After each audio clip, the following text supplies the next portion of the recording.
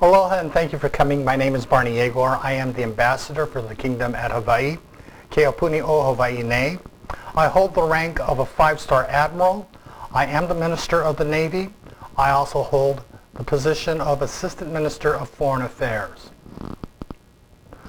Very few people are aware that the kingdom at Hawaii has been peacefully seeking liberation from our oppressors for the past 120 years. The reality of our plight is that the Hawaiian nation faces extermination and total annihilation at the hands of the United States of America. As the U.S. romps around the globe heralding freedom and liberty through its war efforts, they hide the dirty little secret that they are no better than those that they persecute and kill. The United States of America has admitted to their criminal acts of overthrowing the Hawaiian Kingdom government involving a military action that included the firing upon our shores by their Navy while we were jointly under a treaty of peace. The United States of America issued a formal apology in 1993 for their criminal acts against the Hawaiian people in the form of U.S. Public Law 103-150. This apology is predicated upon their definition of Hawaiian peoples, which in fact embodies their practice of racism among their own people. This is a specific example of U.S. policy determining for the world the definitions of freedom and liberty and who should benefit from them and who should not. This so-called apology bill is no less than the criminal dictating the penalties for its own crimes. Other than admitting to the criminal acts, the U.S. unilaterally imposed its own penalties and prevented any lawful recourse by the kingdom at Hawaii and her people under U.S. law. In actuality, this document is no more than a ruse to avoid prosecution and proper remedy for their crimes against my people under international law. As such, the United States of America has given itself permission to continue its policy of genocide against the Hawaiian people. And to be perfectly clear, the Hawaiian people is an all-inclusive description under Hawaiian Kingdom law and our Constitution. It is not an exclusive term as defined by U.S. law. I make this point because under our national laws, those of the Hawaiian Kingdom, the definition of a population is based upon the Kanaka Maoli, which are those of Hawaiian blood. Then there are the birthright citizens, such as myself, who are born in the islands. Then there is the denizen citizens, those of other countries who wish to become Hawaiian.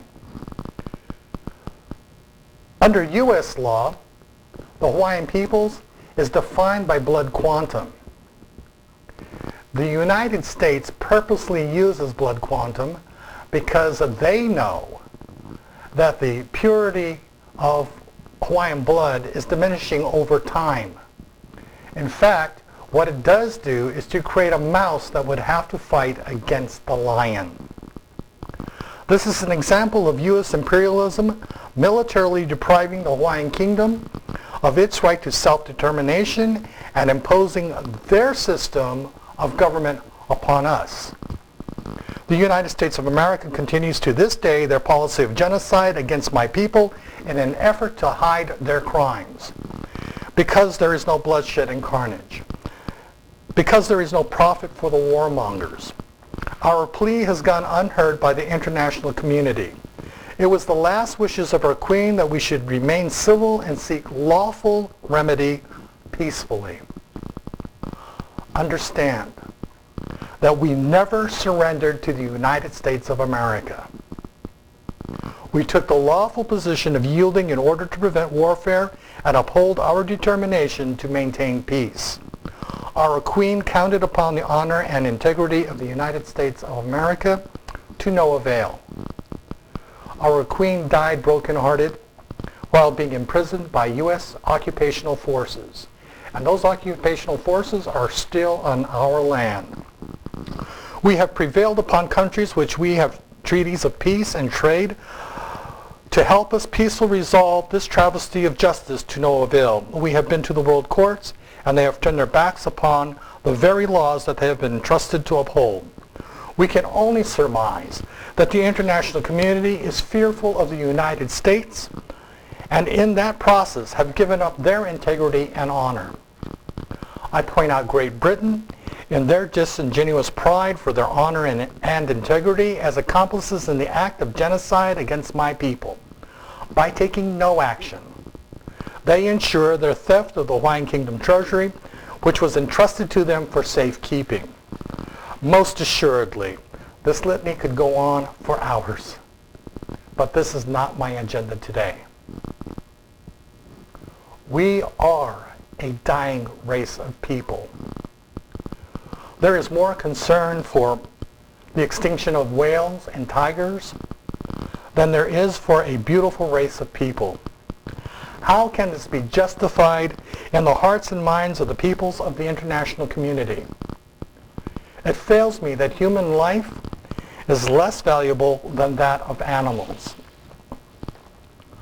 I am here to say that we will not go quietly into the night. We begin now to preserve our place in history by collecting and cataloging all that has made up a part of the human race that are called Hawaiians.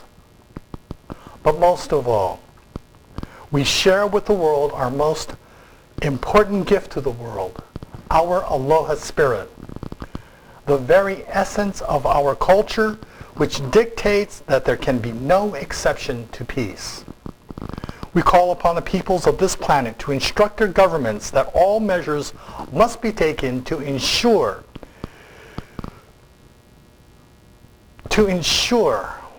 peace upon the face of this world. We have been the example to the world that war is not a viable option to any situation. We have the right to demand world peace. Peace is an innate part of every human being. It is our individual choice to be ignorant of this knowledge or to be accountable to this necessity for the continuation of the human race. People spend a lifetime trying to get to our islands. 99.9% of all those who visit our shores leave with a place in their hearts of experiencing the magic of our Aloha spirit, our way of peace and love. This is a statement of our objective to take to the world our wish to leave behind a record of our existence and that we stood for peace and shared with the world our Aloha spirit. I say to you that every human being has a responsibility to one another for maintaining peace as our way of life. It is incumbent upon the human race to join our hearts, our minds, and our hands, to be accountable to each other, and to be unified in one voice against all those that would attempt to deter us from peace. Before we no longer exist, before we are exterminated by the United States of America, we ask you to continue the Hawaiian nation in your spirit. No, we will not go quietly into the night. We take to the world our message of aloha. We take to the world our message of peace. It is our hope to leave a legacy of our aloha spirit while we still exist. It is our hope that you will join us in spirit and mind. It is our hope that you will become Hawaiian in your hearts and to share with future generations our Hawaiian way of life. Please join us by becoming Hawaiian and accept our gift of the Aloha spirit. May we live on in you. Aloha.